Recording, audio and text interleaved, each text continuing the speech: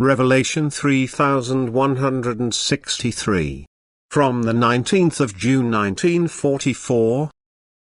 Afflictions and trials are means to attain perfection. The trials and affliction imposed on a human being are rarely recognized as a means to attain highest perfection.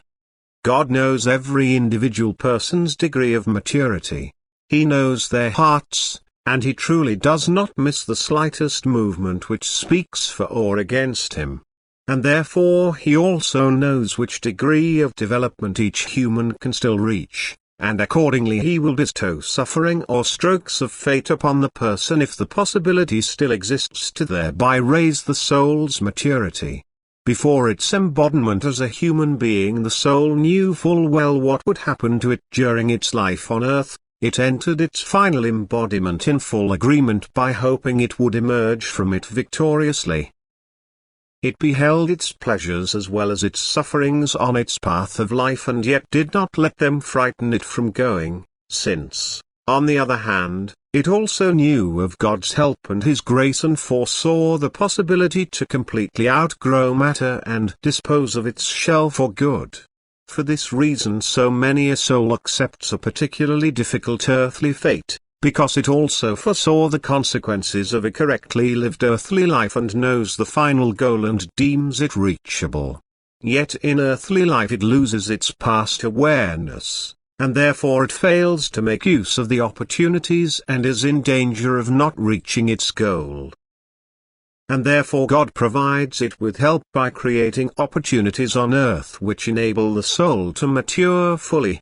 And then the human being will have to surmount greater opposition, as suffering and sadness are given to him on earth for which he has to appeal to God for strength in order to overcome them. A life without battle would always keep him at the same stage of development, and he would have lived his life in vain.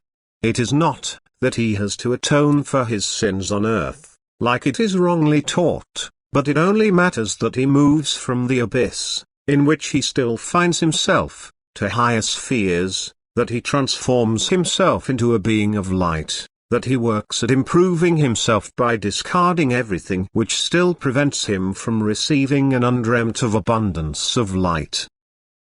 He must effectively purify a still opaque shell through suffering and misery. He must remove every impurity from it so that the light will then be able to shine through it. For this purification has to take place of a person's own will. It cannot be implemented by God without the human being's will.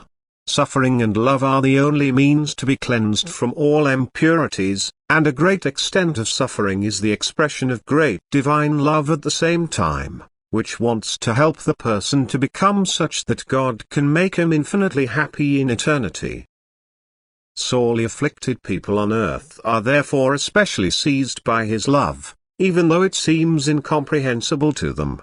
Life on earth is short compared to eternity, and one day the soul will look back with gratitude and praise on its short time on earth in which the suffering resulted in its higher maturity which it would never have attained without suffering. A person on earth has immeasurable blessings at his disposal so that he can endure even the worst suffering if, in heartfelt prayer, he draws strength from God, for He has assured him of this. He will let no one leave him without having strengthened him who confides his adversity to Him in firm faith so that he can and will help him. For the suffering is never greater than the one who imposes it, who has truly enough power to help people in every need. Therefore, always keep His love, wisdom and omnipotence in mind if you are burdened by severe suffering, and you will feel comforted and patiently wait for His help. Amen.